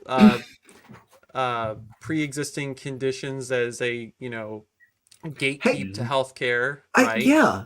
I mean, they're all ready, and Trump wants to go back. And J.D. Vance said this recently in an interview, talking about he used very, very obtuse language for it, but he talked about having the phrase he used was separate risk pools. That means if you've had cancer in the past, you're uninsurable, and it's going to cost you way more compared to someone who hasn't, right? Yep. That's what that is. Yeah, the whole point of insurance as like a group concept is that the low risk people help subsidize the high risk people. The risk is spread out. Yeah, it's a microcosm of the liberal versus conservative thing, whereas the liberal thing is like it's a society, and we're going to spread the risk. We're going to help each other. And the conservatives is, and specifically the American conservative, is this very individualistic. You're on your own. You know. They're individualistic until the hurricane hits their house. Until the hurricane hits, and then they want the money. Right. That's exactly. Yes, 100%. And can I just point out, Trump went and said, "Who knew that healthcare was so complicated?" And it's like that was on my everybody. It was on my list. Oh, was it? I'm sorry. Yeah. Who knew? Well, and remember, Trump lives in an extremely insular bubble. RJ, let me just jump in for a sec. Let me just, because, so Nitty, what we're doing, if you missed the beginning, is we are pointing and laughing at Donald Trump in the service of electing Harrison Walls, because the more people see and hear and remember of Trump, the less they like him. So that is what we are doing here tonight. So after we'll go back to RJ, finish your thought, and then Nitty, we've gone all the way around the circle, but I want to hear if you have a favorite stupid thing that Trump has said at some point. And I know it's a long list, it's hard to remember everything, but just like RJ, you finish. Yeah. So RJ, go ahead. The thing that strikes me about when you look at Trump's world that he lives in, he doesn't get out much. He moves from his gold-plated apartment to the elevator that takes him down to the limousine, that takes him out to the private plane, that takes him to the airport, that takes him to the next airport, that takes him to a private limousine, that takes him to the venue where he blathers for 2 hours, and then he goes back to somewhere. Often these things are done within a short distance of safe houses, his various properties and stuff he owns, which he will make money on if there as well. So the guy doesn't get out much, literally. He doesn't interact with normal people. He goes out on his little golf course that he owns. And so the kinds of things that would bump into external reality much, he hasn't been like this for decades. Somebody who did a show about when he was on the actual Apprentice show and how he would occasionally drive the car if he was late. And he would not bother about stop signs. He would just barrel on through them because he doesn't care about any of that stuff. So if you wanted to put a poster child of somebody as out of touch with real world normal people conditions as that, who would be better than Donald Trump? Yeah. No, he thinks like this comment is perfect. Oh, remember how we scoffed and said that working at McDonald's is so easy? By the way, along with what we were saying before with Infrastructure Week and health records and taxes. Yeah, he said because Harris at one point earlier in her life worked at a McDonald's when she was like a teenager, right? Trump said, "Oh, I'm gonna go to McDonald's and I'm gonna work at McDonald's for a day. I'm gonna do a shit, whatever." Yeah, that'll happen during Infrastructure Week when he releases his tax bill, right? It's all gonna happen at the same time. Yeah, like he has never had to work a real day in his life. And more importantly than whether or not you've worked in McDonald's or worked like a job that gives you calluses on your hands or whatever, he doesn't care about the people who do those jobs. Yeah. Those people are, and I say those people because like I'm a college professor, like I know, like I'm self-aware. I think if we had all of Trump's tax returns to add up, we would discover, and this is, I think, the main reason why he doesn't want him out. We would discover he's literally never made a dime in his life. True. Yeah, but let's also let's talk about another. Let me just say, it, like he has never worked a job like that in his life, and he is not like on the side of those people. He looks at people who do those kinds of jobs, like jobs being that president was literally his first job as an employee. Yeah. He was treating the presidency as an entry-level position. Right. So the people who do, you know, whether it's McDonald's or construction or whatever, he looks at those people as rubes, as useful idiots that he can exploit for his own gain, because he looks at getting elected as a way to benefit Donald Trump first and foremost. And maybe if we're lucky, those interests coincide with the interests of the rest of the country, right? Yeah. But if they don't, tough luck for everybody else. Jordan, you were starting to say something. No, I'm just... I was starting to say something. So Jay was starting to say something. Somewhere. I think another dividing sort of mythos between the left and the right is the right insists on reinforcing the narrative that is almost like feudalism. Like these are classes of people. There's your billionaire up here.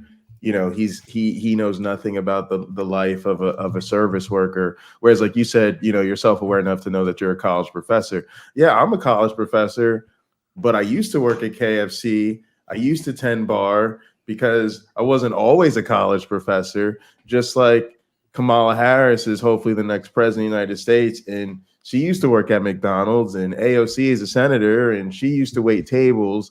And, you know, I could be walking down the street from class tomorrow, get hit by a drunk driver, and be really lucky if I could get to the type of self-maintenance that I could have a service job again, right? And so all of us should know that we live in a time and an economy that's precarious enough that we're all moving in and out of different economic opportunities throughout our lives. And even if you are fortunate enough to, you know, rise to a certain level, you never know what's going to happen to you, and you could get knocked right back down, or even just have a family and you know, then your children are having those early work experiences as they're coming up. So part of what we need to reclaim is integrating our economic concerns across these traditional divides, which leads me to another thing.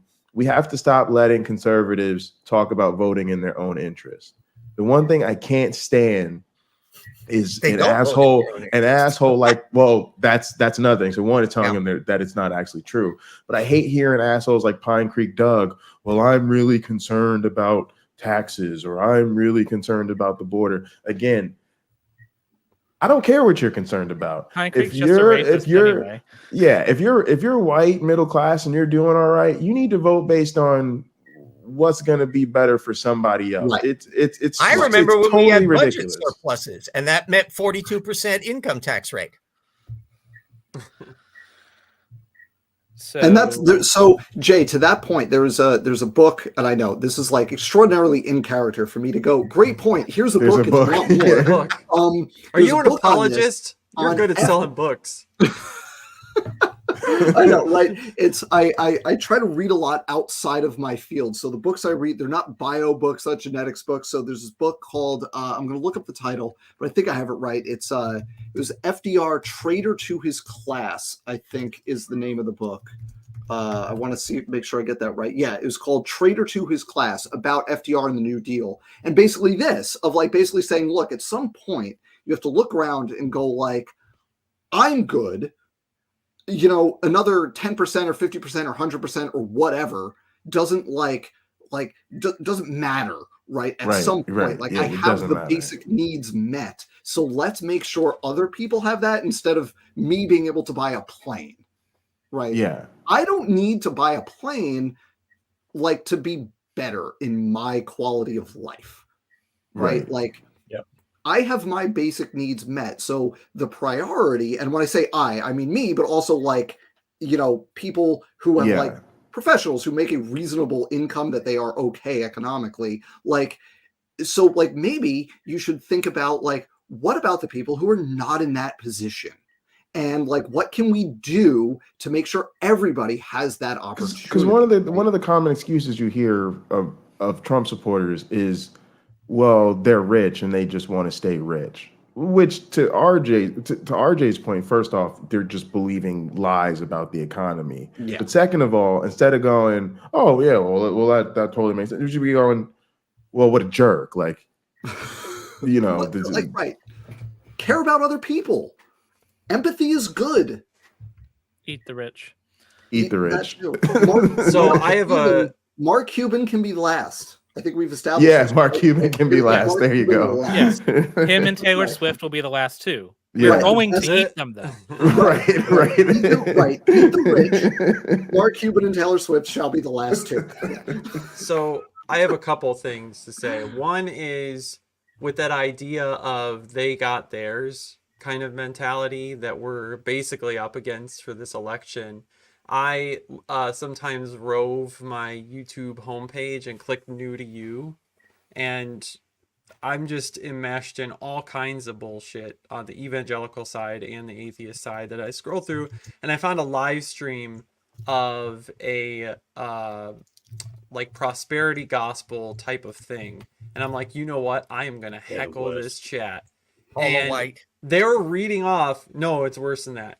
That somehow. Oh, wow. They were reading off like seed offering by seed offering by seed offering. They're like, you know, Tommy from Marysville, Ohio, $200. Janice from San Diego, $1,500. And I'm sitting here going, okay, here's their mentality.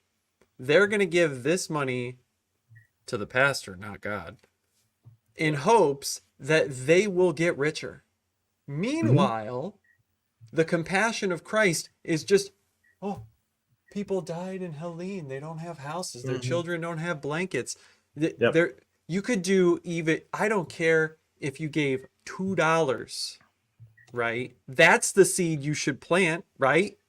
Like, wouldn't you see fruit of maybe, I don't know, some of the non-believers going, holy shit, these Christians over here in San Diego really fucking care about me because $1,500 came raining from the sky. We weren't here earlier. We already dropped our F-bomb for the strike. All right, that's. Oh, sorry. Right.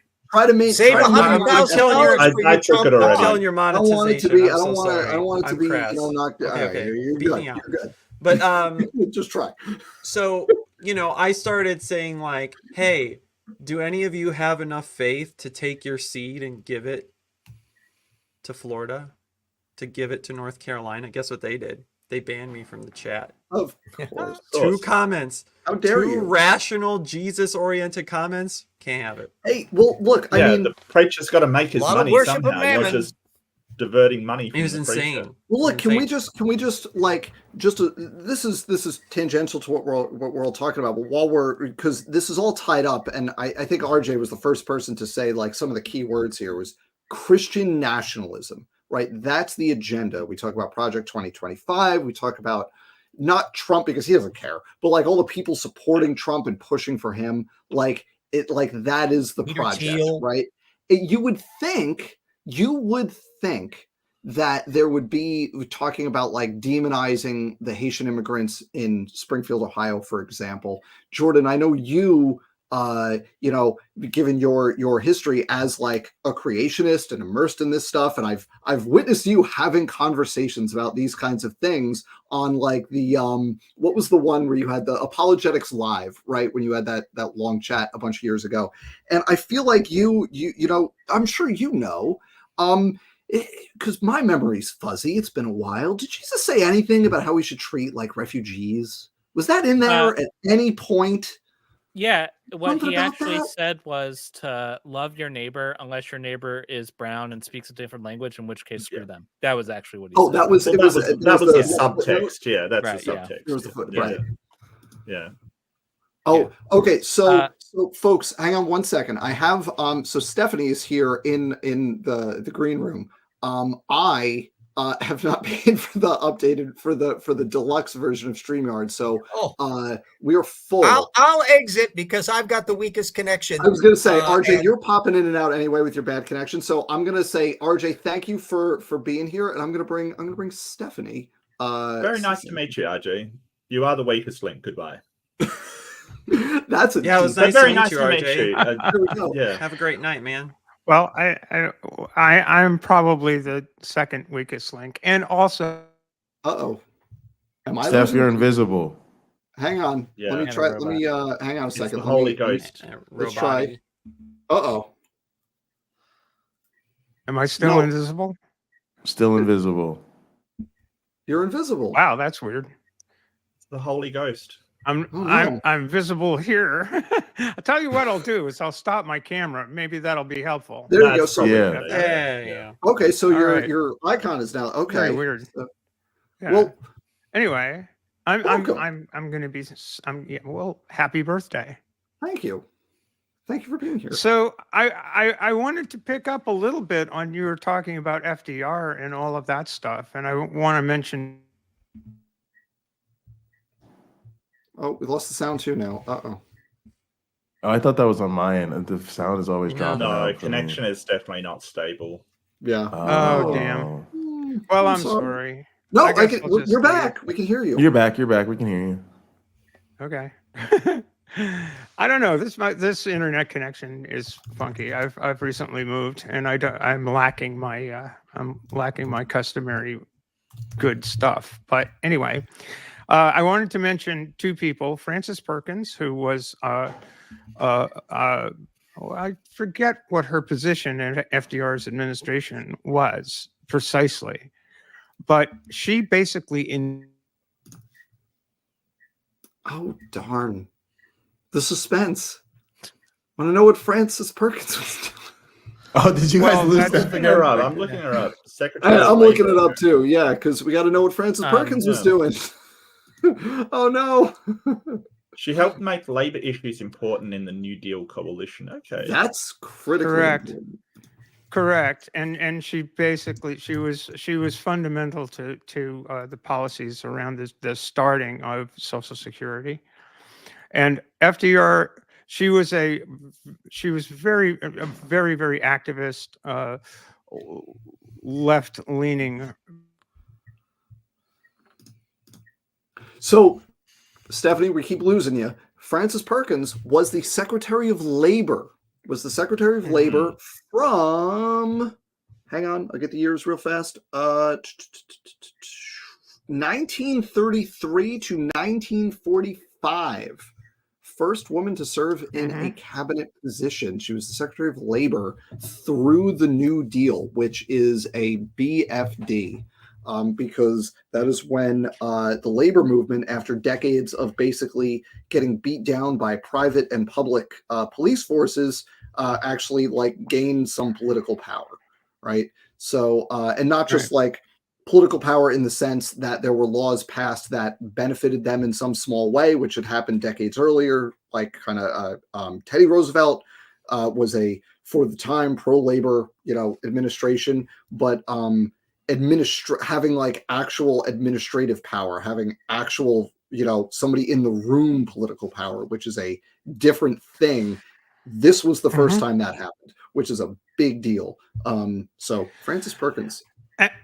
And the other person I wanted to mention is a gentleman by the name of Ezra Taft Benson, who was Dwight David Eisenhower's Secretary of the Treasury. And he became or was an elder. Not again.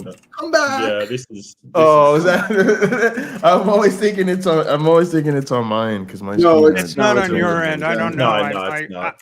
I see the sound going off, but I don't know why. StreamYard's been bad to me lately. Whose anyway, keyboard is aggressively loud as well. Someone's keyboard is insane. I think that's loud. Dr. Dan's. That was Ezra. Oh, Ezra. That was like a rickety gaming keyboard with the mechanical keys. That wasn't me. I have a cheap Apple keyboard. I should probably just drop, but Ezra Taft Benson was Dwight Davis. Oh dear. You know what it is? It's every time you try to tell us about a cabinet Steph. official, it's just done. That is there's that too is much good info in it. classified information. I want That is whatever when she's YouTube draws the line. using. I want that for Trump. That'll just cut him off every time. Every time he starts talking. We need this. Yeah. But also, I just do want to add as well. It's about time we had a first woman president. It Indeed. I was going to say, let's do it. it's about time. Let's do it. It's gonna be great. It's about time. Trump is orange man bad. Kamala Harris awesome. Let's do this. Yeah, it's long overdue. Let me try leaving and coming back. Yeah, All right. yeah. Pop out, pop back in, and we'll try again because here we are. So a couple things I think are worth pointing out. Because I'm the type of person who is far to the left of the Democratic Party. And so I don't see the Democratic Party as revolutionary, but I don't think elections are the proper ground for revolution, right? And so I think it's important that we keep working towards more truly progressive, like liberal forms of living together, but we have to recognize that we have a real chance to move this country in the right direction. And that's why I'm like one of the people who's like, it's not the time for protest votes. It's not the time for third parties. Like, we have a real choice between forward and backward, and it is in the margins. So we really need, everything we can get to move forward. And so I think that's really important. And then the other thing is, Donald Trump has dominated our lives for the last almost a decade or whatever it's been since he came down that escalator. And it's been every day, every news cycle. And I think we are losing sight of the fact that he may always continue to be in the public consciousness, hopefully as a very, very famous convicted felon. But the election of Kamala Harris moves us very meaningfully towards a day when Donald Trump no longer dominates our political culture. And yes, we cannot see that day soon enough. I can't wait. Can I just I just want to agree with Jay on it's not the time for protest votes. Thanks, it's Sarah. not the time. It's not the time for, not good enough, I'm going to sit it out, whatever. Like, we have a binary decision in front of us. Whatever you think about the system that has imposed that decision, we can either make progress or we can go way, way, way, way, way, way back. That's the choice we have. Pick a side and be comfortable in that. And if you don't go ahead. If you don't vote for Harris, you are less anti-fascist than Dick Cheney. And that's where you are. That is true. That is true. That is true. It's a great point. That is a fantastic point. If you don't vote for Harris, you are less anti-fascist than Dick Cheney. Do you really want that on your conscience? Think about that. Yeah. And if there is such a thing, Jay, as you were speaking, there was a phrase that popped into my mind. And if it is a thing, I think I am that thing. I don't know is there such a thing as an incremental socialist? Is that a thing? Because I consider myself like a recovering liberal. Yeah. It's right. Yeah. Right. It's like the way you do it is just elect more people. Like, instead of AOC being the left flank, make her the middle. And the way you do that is just elect more people like that, and you just push things in that way. Well, and that's how you get there. Yeah. I see what you're saying. I mean, you have to move the Overton window to a point where the population would be receptive to socialism. Like, as it stands right now, I'm a socialist, and that means that I disagree with almost everyone in America, because that's just the country I live in. Lonely club to be in. But anyway, speaking of Donald Trump, if we're going back to digging on him, let's do it. Let's point and laugh. We were talking about there was some kind of shout. I don't know. No, you're good. Okay. Was there You're good. something Go. you wanted to say, or Yes, no, I want my I don't even Trump know who it was. digs. Oh, Nitty. Sorry, go ahead. Oh yeah, Nitty. Did you do your Trump dig No. for the? No, Nitty. Do All right, your Nitty, turn, do then your Jordan, dig. keep Do it your right dig, at- we'll, Nitty. we'll get to you in just a minute. Nitty. I had to pick a newer one. It was, yeah, I had the Taliban at Camp David. Oh, What? And that resulted in him cutting an amazing deal for them, which hastened our pullout and made it so they could take over Afghanistan. And they won. And women are repressed in a way that I don't believe any of us can even begin to perceive. They can't, like, sing, speak in public. They can't show anything below their eyeballs and above them, let alone leave the house without a guardian. It's freaking wild. And if you look at photos from like 50 years ago in Afghanistan, it looks like America. So just think about that. folks, I need to go just check on a child here Sure, real fast. sure. So I will be Sure. right back. Yeah, no I'm worries. going to turn it Sure. over to Jordan. no, Nitty had a second thing it was worth yelling at me to say, so please go ahead. Now you done. Well, hang on. ruined Well, it, hang 'cause I on. forget We'll now. do a whole second round if we. I mean, we've been here for like over an hour and a half anyway, so we'll see how far we get. But I wanna, Jordan. I wanna hear your thing.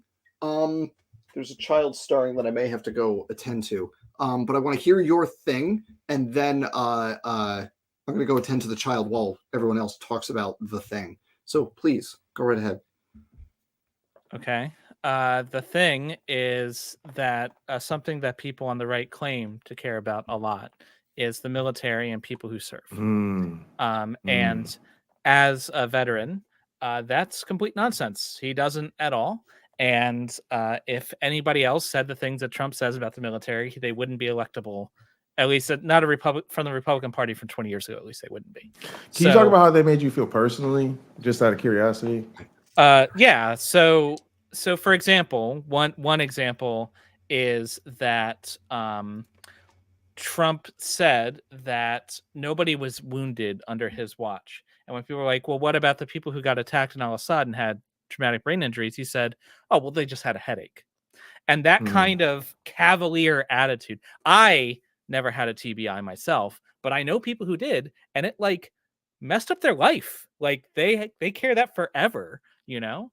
And for this person who's a draft dodger who never served a day in his life, to diminish their service like that is really offensive. But the reason I think he does it is just because I don't think he can grasp why anyone would do this.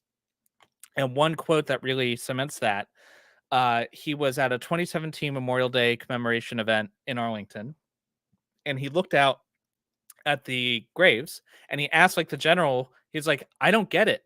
Why would they do this? What was in it for them?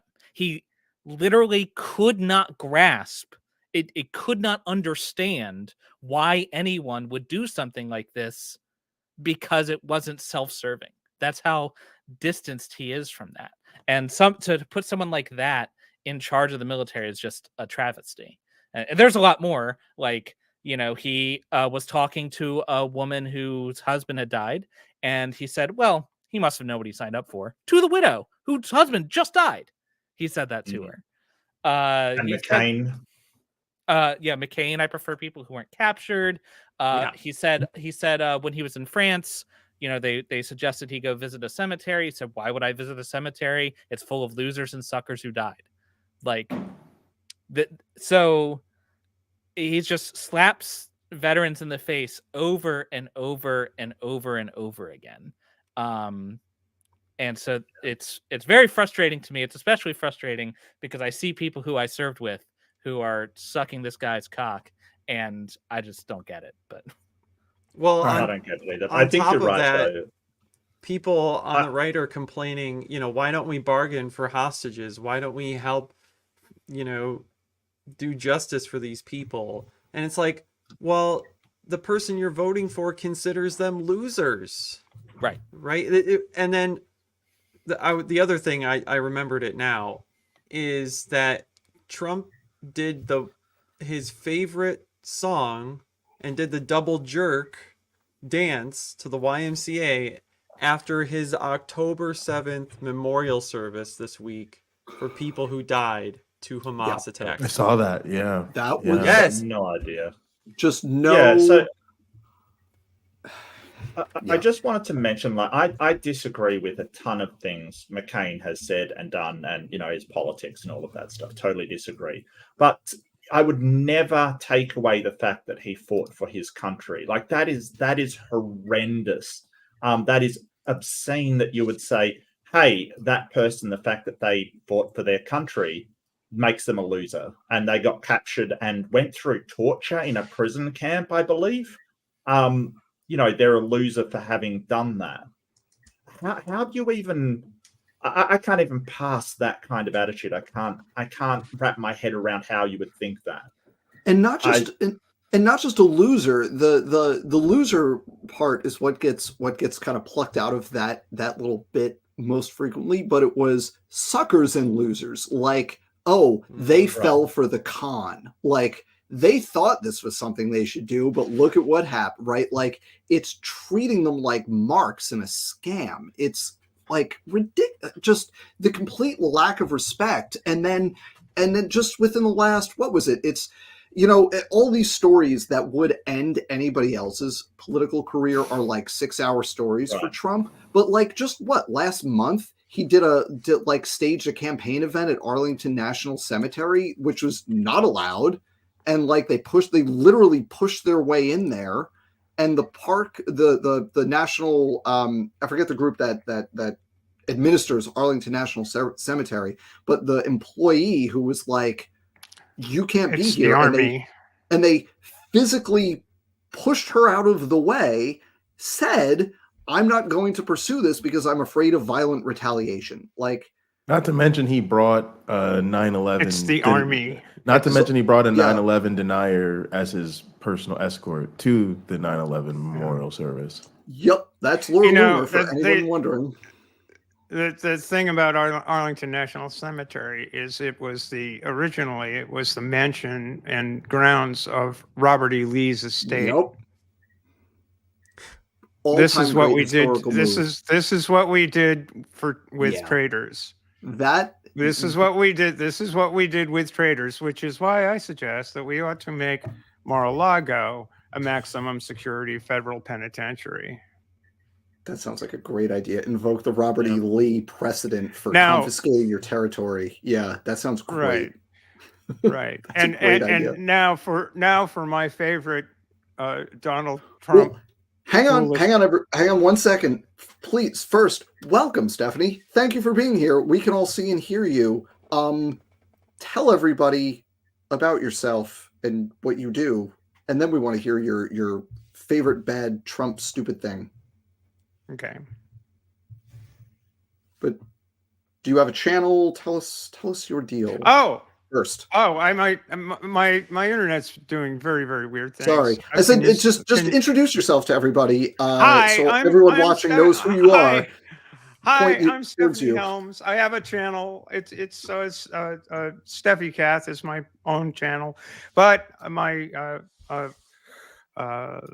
favorite thing or most important thing that I do is work with Bree McCune and Ember Belrad and Carly Chardonnay Webb every Thursday at 8:00 Eastern Time on a news show that we call The Transpositions, and we cover the news from a trans perspective, the news of the week. Often we break late breaking stories. So tomorrow, God's the internet willing, we'll have another show. So I hope you'll check that channel out at some point. And all the trans celebrities too. They all been racking up. Well, yeah, that's true. We've had a few guests. Nice. So I'll as I said earlier, everybody watching, the amount of planning for this show was pretty minimal. So I will put the links to all the guests down below. after the show. So you will find all those links there, and everybody should subscribe to all of those guests because everybody here is awesome. So everybody, if you're watching me, if you're here watching this, I don't know why you're not subscribed to everybody else here already. So you should be. I will link it down below so you can do that afterwards. So Stephanie, what's your just like the dumbest thing that Trump did or said that you can remember to remind people why we should not go back to that chaos? His suggestion that we should shine a light internally. Take a flashlight and stick it up your butt to get rid of the COVID. That was about the. It's a tough one between injecting bleach and sticking a flashlight up your You know butt. what, Steph? Not to defend Donald Trump, but it may be the most Christian thing he's actually ever said. You know, can we shine a light in there? maybe Yeah, the sun, true, maybe the sun can heal them. I don't know. Like, he said a lot of stupid things, but those two things, it's like, are you?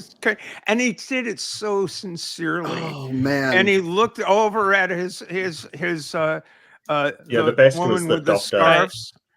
Yeah, the medical examiner. Yeah. I actually, I that was one of the things I had too, and I have the quote. It was from April 23rd, 2020, and he said, "Supposing we hit the body with a tremendous, whether it's ultraviolet or just a very powerful light." And I think you said that hasn't been checked, but you're going to test. This is just a quote, so that's why it sounds disjointed. That's why it And then sounds like crazy. Yeah. And then I said, supposing you brought the light inside the body, which you can do either through the skin or some other way. And I think you said you're going to test that too. It sounds interesting. And then I see the disinfectant where it knocks it out in 1 minute. And is there a way we can do something like that by injection inside or almost cleaning? Yeah. Because you said you see it gets in the lungs and it does a tremendous number in the lungs. So it'd be interesting to check that. That is the quote.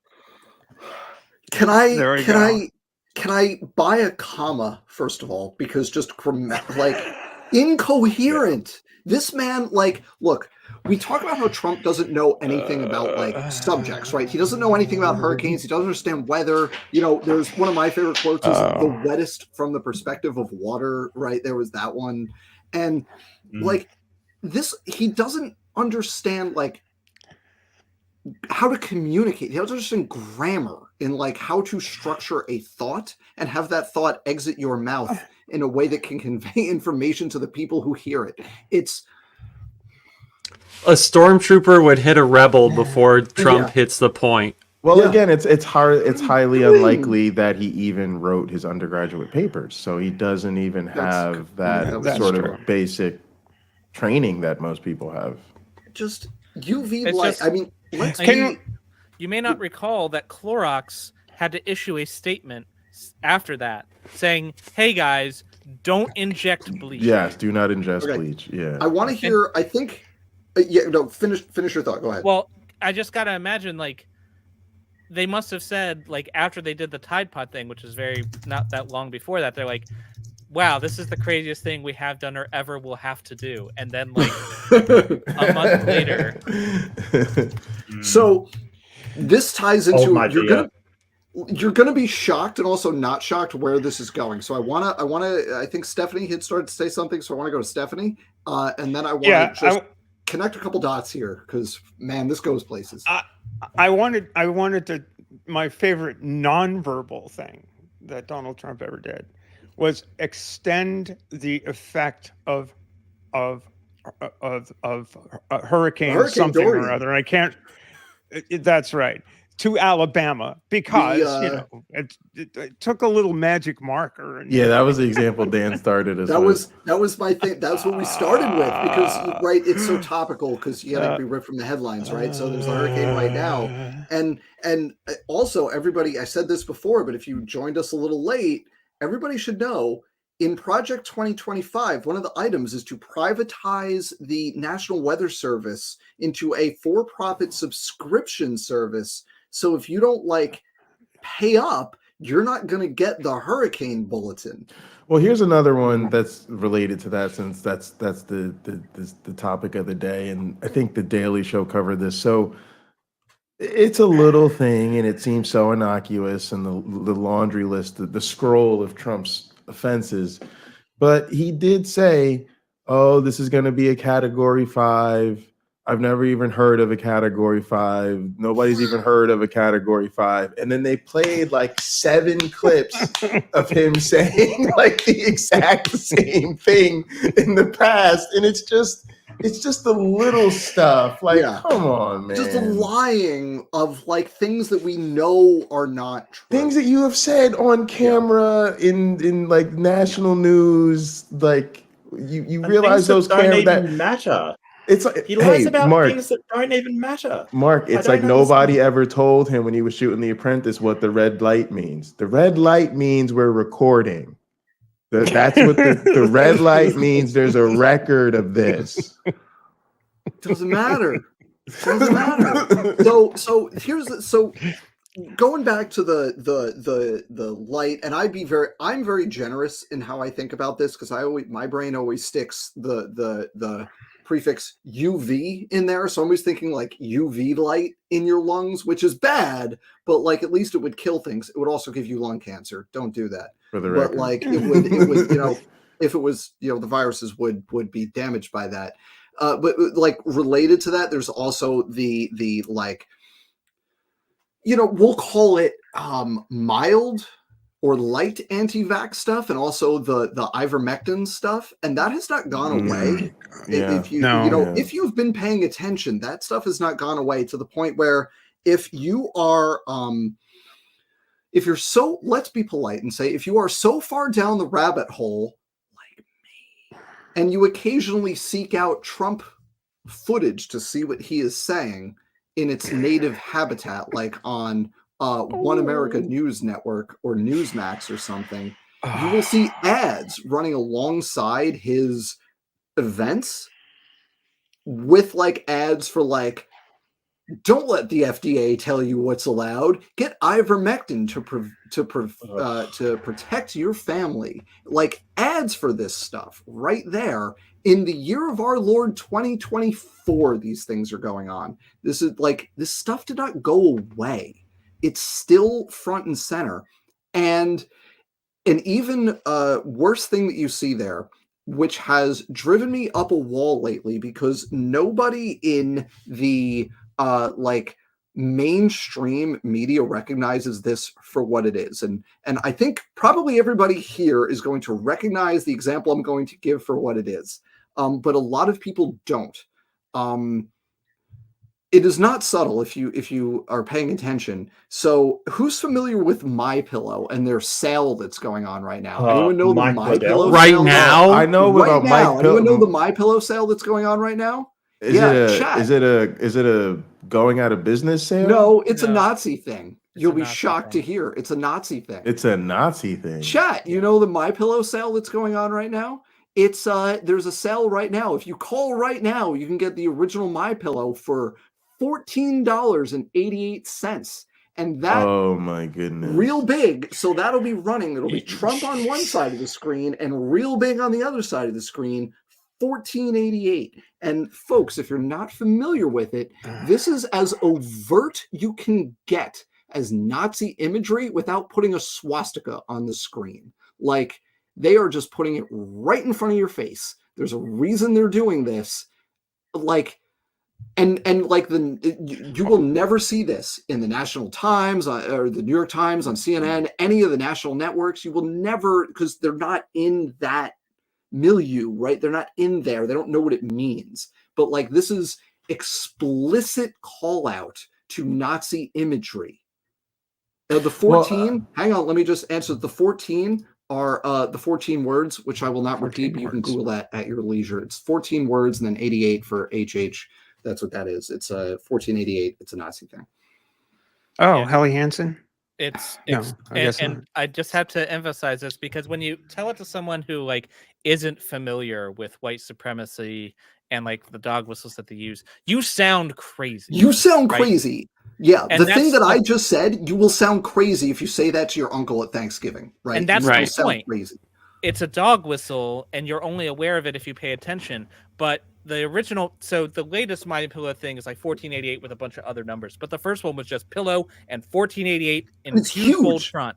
They And show like it on screen. It's huge. this is not an exaggeration. This is, short of the swastika, the most explicitly Is it? Nazi thing Yeah. you can do. 100%. But again, Yeah. but again, that's right back to his good people on both sides. I mean, it's Yeah. it's Right. not to be taken as incidental. I did no, want to none have of it's not a bit of coincidence. fun before we got totally away from the Trump's medical claims. Let's not forget that part of his swift medical team that briefed us outside the White House when he got sick was Dr. Demon Sperm. And it might be again a minor infraction, but Dr. Demon Sperm would have sank the Biden administration had Joe put her out there. There's no way that was Good going point. True. Man. Oh, so true. Can we, while we're talking about Trump's medical thing, do y'all remember the time he got rushed into a Secret Service SUV and hurried over to the Walter Reed Medical Center in the middle, like the afternoon one day, and all the press picked it up? Like they ran that dude out to the car, and then they lights and sirens, they ran him to the medical center, and then he came back the next day, and they said it was part of his annual physical, even though annual physicals are normally one part, they're not multiple visits. And they never explained what that was. Yeah. Yes. Like, and also, let's not forget him hosting the COVID party and literally infecting, almost killed Chris Christie. Almost killed Chris Christie. Almost killed Chris Christie, right? Yeah. I mean, My that former was governor. insanity. My former governor, the only good thing that dude's ever done is go after Trump, except in that one debate where he was going to go after Trump, and then he decided not to during the debate. A lot of people thought Chris Christie was the best Republican candidate. Herman The Cain problem is all those people are Democrats. Well, I mean, Good Chris point. Christie sort of flip-flopped on Trump. He supported him as well, right up to the point where he realized that Trump was never going to Repay the make loyalty. good on his promises. Yeah, exactly. he's never going to make good on the promises he made. So he's like, so I don't give him that much credit No, me for either. attacking Yeah. Trump, because if Trump would actually put him in a position in the White House, he probably would be still supporting him today. He'd But just that's be fine. Yeah, doing he was whatever the party expecting to line be is, yeah. attorney general. Okay, so let me just throw this out there then. How do y'all feel about like the Cassidy Hutchinsons of the world? Which, I don't know who that is. She's the one who did testify against Trump at the January I'm in 6th favor. hearings, but now I'm in she's written a book and she's doing a big book tour and everything. Anybody right now, 2024, 4 weeks out, anybody right now who is against Trump is on the same side as me. Sure. Like, Okay. if That's Harris fair. Yeah, that's wins, fair. if Harris wins, then we can go back to having regular old political disagreements about tax rates and the regulatory state and healthcare and stuff, right? But Sure. now, I am on the same side. On one side of me, standing all the way over there, is AOC. And on the other side, standing all the way over there, is Dick MFing Cheney, okay? And we are all on the same side right now. And Sure. I don't care Okay. right now, in October of 2024, I don't care if you served in the Trump White House. If you're for Harris right now, we're on the same side. We can go back to fighting about regular politics. Well, she's for Harris right now, that's for sure. She said that. And it's amazing how many people are there that used to be part of the Trump White House. It's incredible how many people are. Yeah, what was it? 41 out of 40 some odd cabinet won't endorse them or something. Yeah. I hire the best people, proceeds to fire most of them. Fires all of them because they're terrible. And then more of the best people get fired after that. Ultimately, you count. Yeah. Jordan, go ahead. Okay.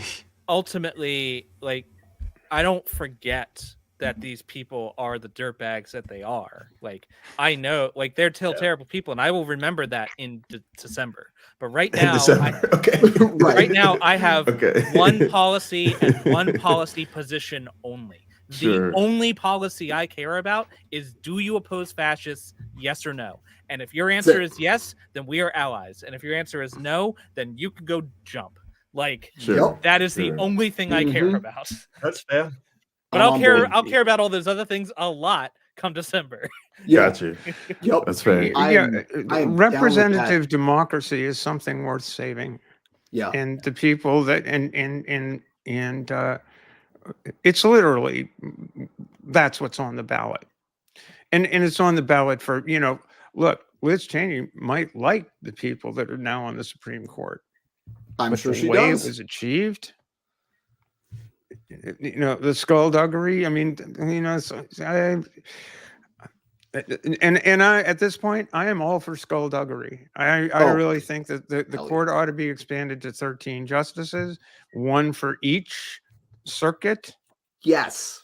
Yes. And it hasn't, and it's not like it hasn't happened in the past. And people taught that, look, I'm a sailmaker, but I'm also an historian by training.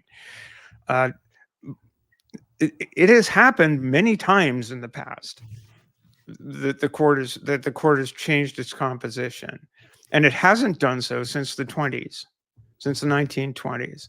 Also, the House of Representatives hasn't changed since the 1920s. The country is very different today than it was in the 1920s. And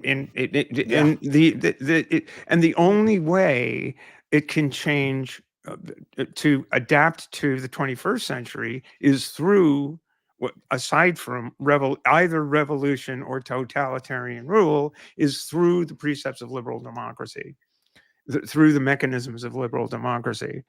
Because if you abandon that, then it is in fact civil war, and we've seen that before. I've been listening to Professor Blight's talks. He's presenting a series of lectures at Yale about can it happen here?